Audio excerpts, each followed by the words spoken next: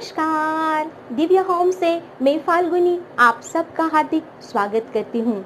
जैसा कि आपको पता है, हम 12 जुलाई सोमवार के दिन मना रहे हैं भगवान श्री जगन्नाथ के महाउत्सव रथ यात्रा के रूप में। आज इस वीडियो में हम जानेंगे कि हमारे शास्त्रों में, पुराणों में रथ यात्रा का क्या संदर्भ मिलता है, कब ये शुरू हुई और श्री जगन्नाथ मंदिर के क्या चमत्कार है, इसकी चर्चा। लेकिन इससे पहले कि हम चर्चा आगे बढ़ाएं, रोज की तरह मुझे कमेंट बॉक्स में जय जगन्नाथ लिखें और मेरी चैनल को सब्सक्राइब करें। याद रहे दर्शकों, लाइक, शेयर और सब्सक्राइब करना बिल्कुल मुफ्त है। आइए जानते हैं भगवान श्री जगन्नाथ की रथ यात्रा कब प्रारंभ हुई, इसका संदर्भ। कहते हैं कि भगवान श्री विष्णु जब पृथ्वी की यात्रा पर निकलते हैं तब बद्रीनाथ में स्नान करते हैं, द्वारिकापुरी में कपड़े बदलते हैं, जगन्नाथपुरी में भोजन करते हैं तथा रामेश्वर धाम में विश्राम करते हैं। तो जहाँ भगवान स्वयं भोजन करते हैं, ऐसा सुंदर पुरुषों में सर्वश्रेष्ठ क्षेत्र है श्री जगन्नाथपुरी। वहाँ भगवान श्री विष्णु साक्षात जगन्नाथ के रूप में अपने बड़े भाई श्री बलराम तथा अपनी बहन सुभद्रा के साथ विराजमान है। ये जगन्नाथपुरी में जो भगवान का साक्षात स्वरूप है, वहाँ पे हर साल आषाढ़ शुक्ल द्वितीया के दिन एक रथ यात्रा निकलती है जो 10 दिन तक चलती है। रथ यात्रा का प्रारंभ द्वितीया तिथि के दिन होता है, जो जगन्नाथपुरी से धीरे धीरे निकल के भगवान श्री जगन्नाथ अपनी मौसी गुंडिका के घर जाते हैं। वहाँ पे 10 दिन तक विश्राम करते हैं और बाद में वापस अपने स्वयं सिद्ध स्थान पर आ जाते हैं। तो ये 10 दिन की जो रथ यात्रा है, जिसे हम महायात्रा कहते हैं, जिसे हम महाउत्सव कहते हैं, वो रथ यात्रा कैसे प्रारंभ हुई? स्कंद पुराण, नारद पुराण, पद्म पुराण और विष्णु पुराण, इन चारों में इस रथ यात्रा का संदर्भ मिलता है। रथ यात्रा कहाँ से शुरू हुई, इसके बारे में 4 किंवदंती विद्यमान है। सबसे पहली किंवदंती ये है कि भगवान श्री कृष्ण के घर उनकी बहन सुभद्रा अपने मायके आती है और भगवान श्री को कहती है कि आज मुझे शहर की सैर करा दो, मुझे देखना है कि ये पूरी क्षेत्र कितना विशाल और कितना सुंदर है। ऐसे में भगवान श्री कृष्ण और उनके बड़े भाई बलराम बहन सुभद्रा के लिए एक सुंदर रथ का निर्माण करते हैं और तीनों निकल पड़ते हैं शहर की सैर करने के लिए। तब वहाँ भगवान श्री नारद जी प्रकट होते हैं और तीनों के अद्भुत रूप देख कर कहते हैं कि भगवान, आप तीनों भाई बहन का ये अद्भुत रूप हम पृथ्वीलोक के लिए भी सुलभ बने, इसके लिए आप ये रथ यात्रा हर साल ये रथ यात्रा निकाले, ऐसी मेरी शुभकामना है।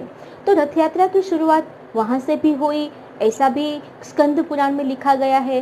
दूसरी एक किंवदंती के हिसाब से जब भगवान श्री कृष्ण की पटरानी के साथ माता रोहिणी बातें करती है, तब पटरानी उसे पूछती है कि भगवान श्री कृष्ण का मोह तो सबसे ज़्यादा गोपियों में बसता है, राधा रानी में बसता है, आप हमें उनकी कहानी बताएं।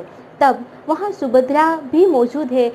माता को लगता है कि सुभद्रा इस सब बात को ना सुने। तब माता ने सुभद्रा को कहा कि आप बाहर पहरा दो, ये भगवान श्री कृष्ण या बलराम न आए तब तक मैं सारी रानियों को उसकी गोपियों के साथ जो रास लीला है, राधा रानी के साथ जो लीला है, उसका वर्णन करती हूँ।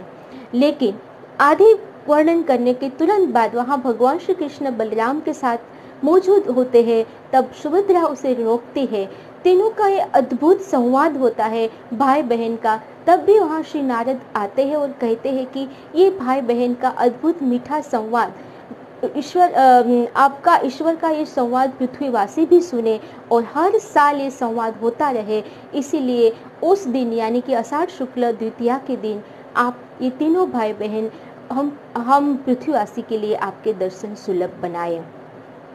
तीसरी किंवदंती ये है कि भगवान श्री जगन्नाथ की मौसी जो है गुंडीचा, माता गुंडीचा, उन तीनों भाई बहन को अपने घर 10 दिन रहने के लिए आमंत्रण देती है।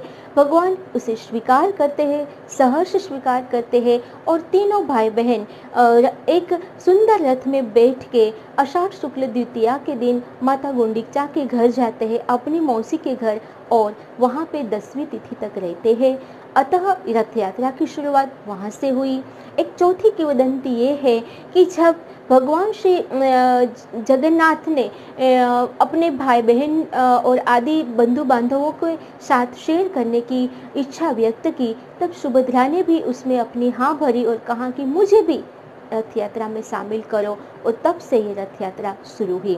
इस तरह से अलग अलग पुराणों में अलग अलग किंवदंती मौजूद है, लेकिन मोटे तौर पर देखा जाए तो ये जगन्नाथ यात्रा की शुरुआत भगवान श्री जगन्नाथ यानी कि जगन्नाथपुरी में भगवान श्री अपनी मौसी के घर जाते हैं, गुंडीचा मौसी के घर 10 दिन रुकते हैं।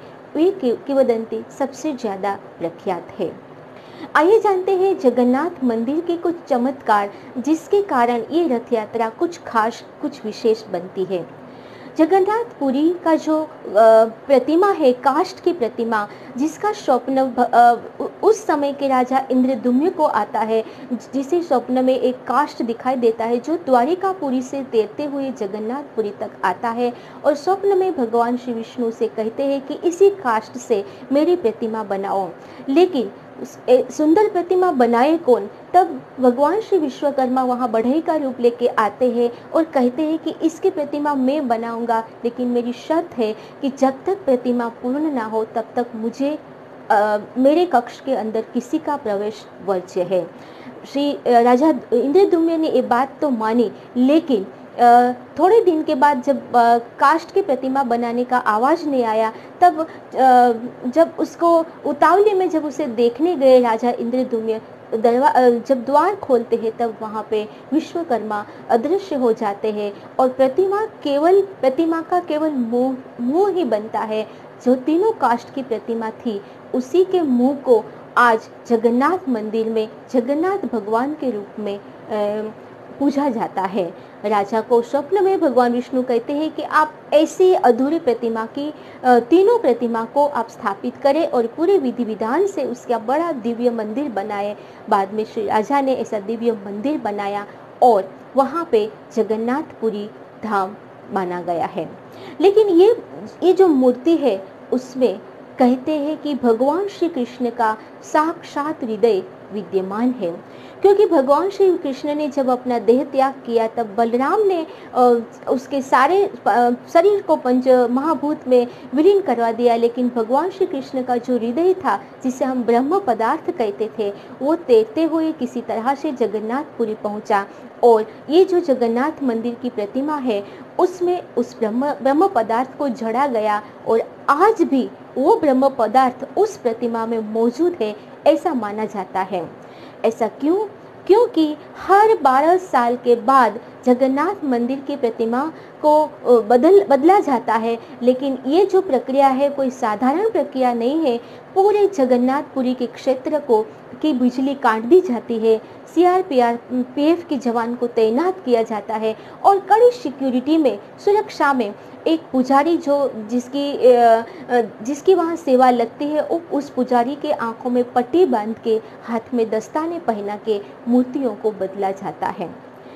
हालांकि आंखों में पट्टी बांधने के हिसाब से पुजारी को बाकी तो कुछ नहीं दिखाई देता, लेकिन बाद में पुजारी का कहना है कि जब हम प्रतिमा बदलते हैं तब पुरानी प्रतिमा से एक छोटा सा खरगोश जैसा पदार्थ हमारे हाथ में उछलकर नई प्रतिमा में स्थापित होता है। वही पदार्थ है भगवान श्री कृष्ण का हृदय, इसका दिल, जिसे हम ब्रह्म पदार्थ कहते हैं। तो जगन्नाथपुरी में भगवान श्री कृष्ण का दिल, हृदय साक्षात विराजमान है। अतः ये पूरे क्षेत्र में पुरुषोत्तम क्षेत्र या शंख क्षेत्र के नाम से जाना जाता है। ये है जगन्नाथ मंदिर की जो काष्ठ की प्रतिमा है, उसके चमत्कार। उसका दूसरा चमत्कार ये है कि ये जगन्नाथपुरी का विस्तार समुद्र तट पर स्थित होने के बावजूद भी जब हम पुरी के गर्भद्वार में प्रवेश करते हैं तब समुद्र की एक छोटी सी ध्वनि भी नहीं सुनाई देती। तीसरा सबसे बड़ा चमत्कार है जगन्नाथपुरी की ध्वजा जो रोज बदली जाती है। कहते हैं कि यदि एक दिन भी ध्वजा नहीं बदली तो 18 साल के लिए मंदिर को बंद करना पड़ेगा और ये ध्वजा हमेशा पवन की विपरीत दिशा में घूमती है।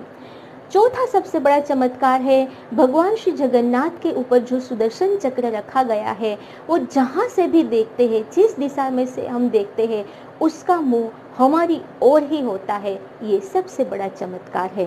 पांचवा सबसे बड़ा चमत्कार है कि जगन्नाथपुरी का जो सिद्ध स्थल है, वहाँ के ऊपर कभी भी पक्षियों का पहरा नहीं रहता, एक पक्षी भी वहाँ पे नहीं आते।